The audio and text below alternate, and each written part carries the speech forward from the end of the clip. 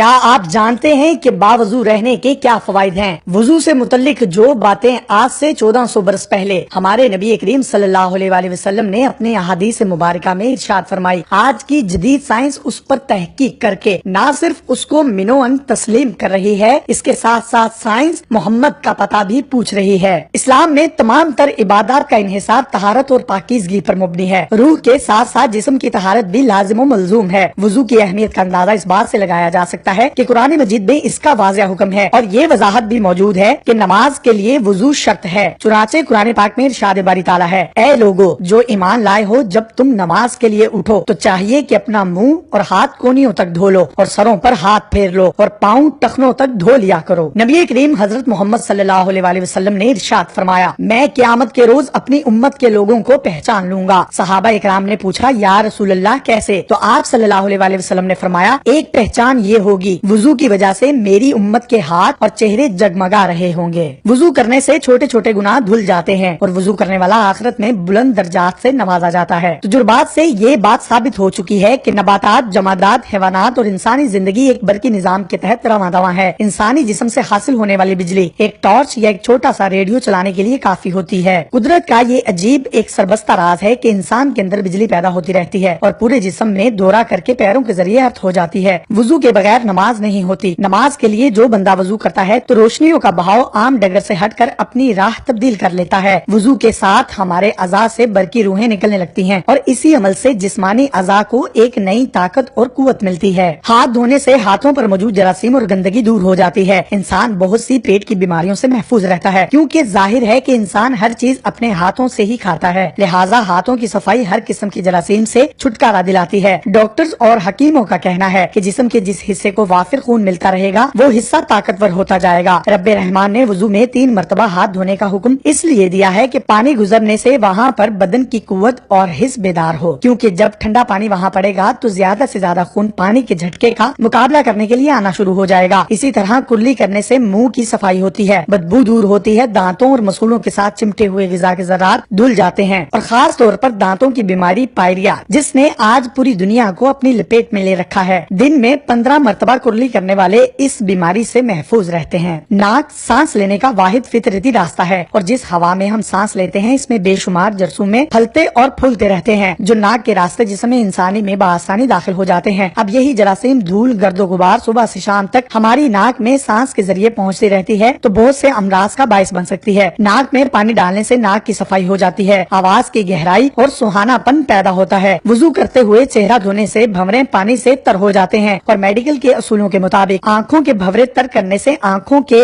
ایک ایسے مرض کے امکانات کم ہو جاتے ہیں جس میں آنکھ کے اندر رطوبت کم یا ختم ہو جاتی ہے اور مریض آہستہ آہستہ بصارت سے محروم ہو جاتا ہے۔ ایک چینی ریسرچر کی تحقیق کے مطابق چہرہ دھونے سے پیٹ میں چھوٹی آنت، سینہ، بڑی آنت وغیرہ پر بھی اچھے اثرات مرتب ہوتے ہیں۔ اسی طرح کوہنیوں تک ہاتھ دھونے سے نہ صرف جسمانی بیماریوں میں افاقہ ہوتا ہے بلکہ نفسیاتی بیماریاں مثلاً ذہن میں ناپاک خیال کا اجتماع، نا امیدی، ذہنی کمزوری، بے جا خوف میں بھی نمایاں کمی واقع ہوتی ہے۔ سر کا مسح کرنا، سر پر گیلا ہاتھ پھیرنے سے بالوں پر چڑھا ہوا گرد و غبار صاف ہو جاتا ہے۔ یوں دن میں 5 مرتبہ دماغ کو ہلکی ٹھنڈک کا غسل دینے سے کھوپڑی کے اندر ڈھکے ہوئے دماغ کو سکون ملتا ہے۔ سر انسان کے تمام اعضاء میں نہ صرف زیادہ اہمیت رکھتا ہے بلکہ تمام افعال کا تعلق بھی دماغ سے ہی ہوتا ہے۔ سر کا مسح کرتے وقت شہادت کی انگلیاں گیلی کر کے کانوں میں ڈالتے ہیں جس سے کانوں کی صفائی ہوتی ہے اور سننے کی صلاحیت میں بھی اضافہ ہوتا ہے۔ کانوں کے پیچھے جو خالی جگہ ہوتی ہے جہاں بال نہیں ہوتے، اس حصے کو تر کرنے سے انسان نظر کی کمزوری سے محفوظ رہتا ہے۔ وضو سے گردن کا مسح کرنے سے جسم کو ایک خاص توانائی نصیب ہوتی ہے جس کا تعلق ریڑھ کی ہڈی کے اندر حرام مغز اور تمام جسمانی جوڑوں سے ہے۔ جب کوئی نمازی گردن کا مسح کرتا ہے تو ہاتھوں کے ذریعے برقی روح نکل کر رگے جان، جس کو شاہ رگ بھی کہتے ہیں، اور ریڑھ کی ہڈی سے گزرتے ہوئے جسم کے پورے اعصابی نظام کو توانائی بخشتی ہے۔ گردن اور کانوں کی پشت پر ٹھنڈا ہاتھ پھیرنے سے ان کے اعصاب مضبوط ہوتے ہیں اور تھکن دور ہوتی ہے، چونکہ انسان کے دماغ سے سگنل پورے جسم میں جاتے ہیں جس سے ہمارے تمام اعضاء کام کرتے ہیں، لہٰذا دماغ سے بہت سی باریک رگیں بن کر آ رہی ہوتی ہیں جو ہماری گردن کی پشت سے ہوتی ہوئی پورے جسم کو جاتی ہیں۔ چونکہ پاؤں اکثر ٹخنوں تک ننگے رہتے ہیں اور ان پر گرد و غبار پڑتا رہتا ہے، لہٰذا پاؤں دھونے سے پاؤں صاف ہو جاتے ہیں اور ان کا میل کچیل دور ہو جاتا ہے۔ ہتھیلیوں کی طرح پاؤں کے تلوں کا بھی تمام اعصاب پر، خاص طور پر پیٹ، مثانہ، گردے، تلی، پتے اور جگر سے تعلق ہوتا ہے۔ ناظرین آپ تصور کر سکتے ہیں کہ جب وضو کے اتنے جسمانی اور روحانی فوائد ہیں تو نماز پڑھنے کے کتنے جسمانی اور روحانی فوائد ہوں۔